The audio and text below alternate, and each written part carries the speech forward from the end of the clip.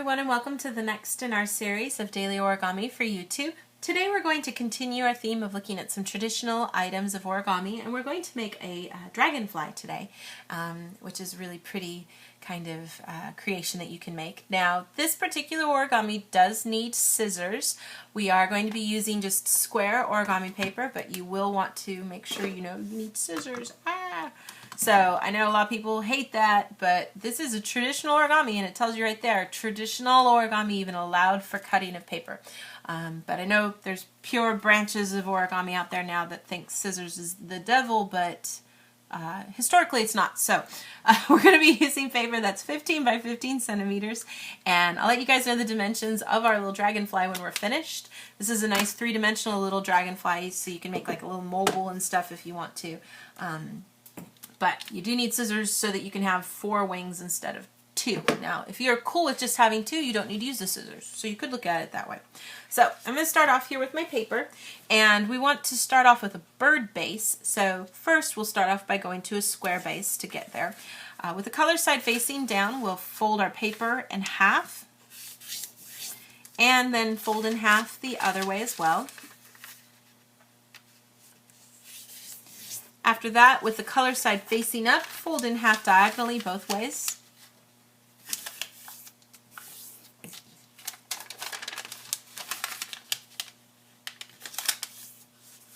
Once you've got all those preliminary creases, look at the color side, find those mountain creases that go horizontally and vertically, pinch on opposite sides and just kind of pull into the center, and everything will shimmy around so that you can create this nice little square shape. Or diamond, depending which way you're looking at it. Then, with those open flaps facing down, go ahead and take the outer edge of each of these sides and fold it into the center. And this is where we're doing the, getting us to the bird base here. Make a nice crease there. Take the other side over as well.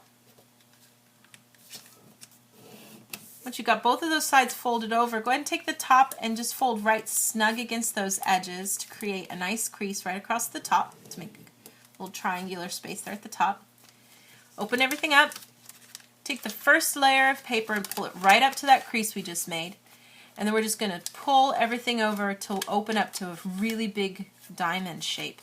And you have to kind of reverse the crease at the top. The bottom crease is already going the right way.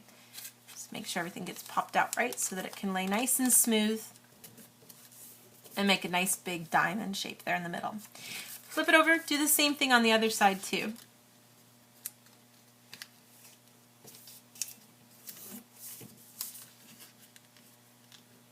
Now if you want, you can use the crease that's already here.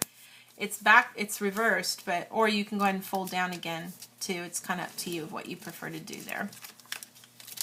Just open up right to that crease and smooth everything out as we open up on this side too.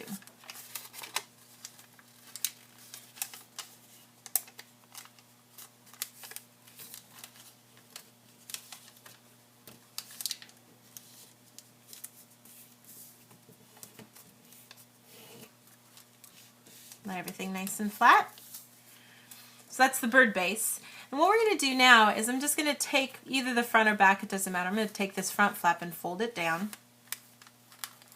And then turn it around to make sure that that big flap there is still on the top. So you should have a nice little peak back here. You should have one big flap and then these 2 like little leg flaps.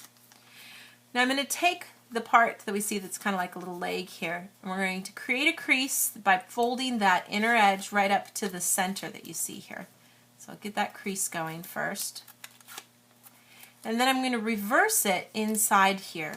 Now I'm just going to pull it up first so that we can see what was this center part here. We want to be able to let that pull out straight. Now rather than keep going and tucking it over, what I want to do is actually fold this up inside, and there's this nice crease here that's going to fold down so that this whole edge can lay down flat in and be even with this center crease that goes through everything here, like so. So I'll do the same thing on this side too. I'm going to fold over first, get that crease started, and then open up this kind of layer here. Just push up so that we can get that edge flat, and then just let this part lay right back down. flat against that center. Now I want to take this top section and make it a little narrower by folding this outer edge towards the center. The tricky thing is that it doesn't fold all the way over when you get down towards the bottom because there's some strain from other things there. So I'm just going to start it here. Try to keep everything going as much as you can towards the center. And then from there, you can then take everything here and fold out and smoosh it out to create a nice new little edge here. Nice little triangle. So I'll do the same thing on this side again. Start off at the top. Get this top part folded over first. That's the easier part. And then just try to separate this layer from everything here in the middle and allow it to come all the way over. Kind of get the crease even way back in there if you can.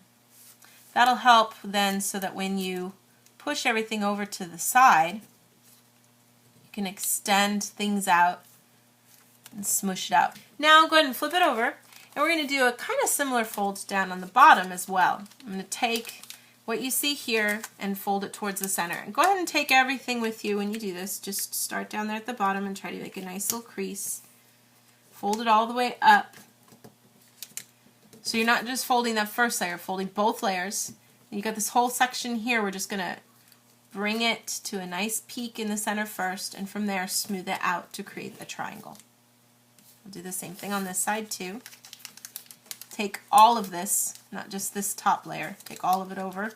First start down at the bottom to get a nice little point, and then bring all this towards the center. Get a good crease right into that little pocket, and then let this part first get smushed down to create a nice little triangle on the side, and from there smooth everything out to see how far that triangle goes out.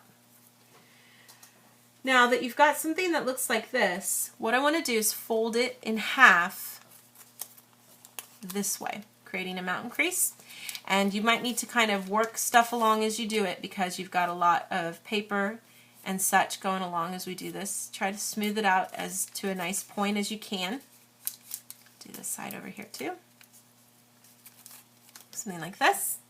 And then I'm going to flip it around so that what I'm looking at here, flip it over too, what I'm looking at here, you should see those triangular shapes you had here on the left side.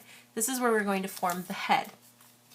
So I'm going to take all this long section here, and if you want you can go ahead and start off by first just folding it down, and you want it to kind of be at an angle where it's maybe just about straight even with the side edge here of the wings. And then we're going to reverse that. So you can kind of open things up for a second, pop it out so that it reverses out. So you get a nice tip there.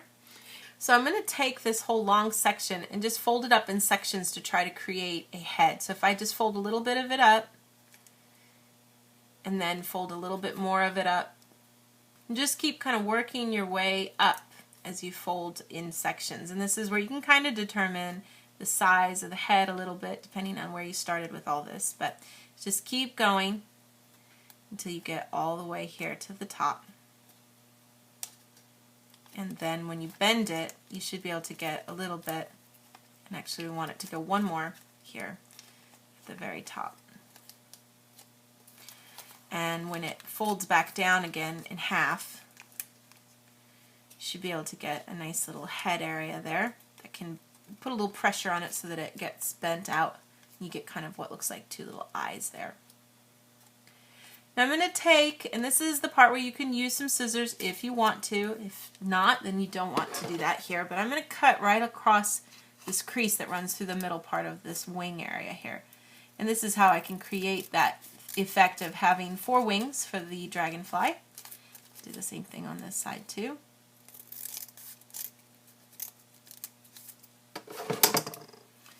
And then they can fold right down straight here with as far as they'll go straight down, and this side too. And if you get some of that little extra thin paper, depending on how things cut, just kind of pop that out of the way. And then from here, We could kind of choose to make the wings less pointy, because dragonfly wings aren't usually that pointy. Just take a little section of it and fold it in right up there on top. And I'll do the same thing on this side too. Try to kind of line them up, of course, as much as you can, keeping everything folded into the center. I'll do the same thing over on this side too.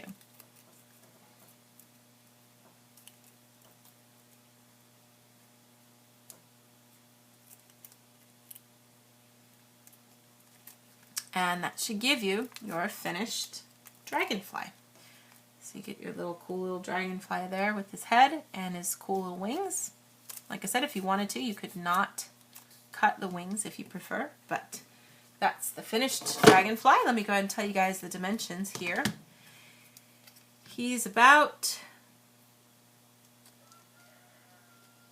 10.5 centimeters long.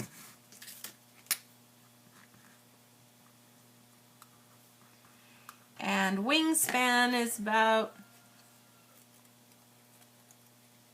10 centimeters wide.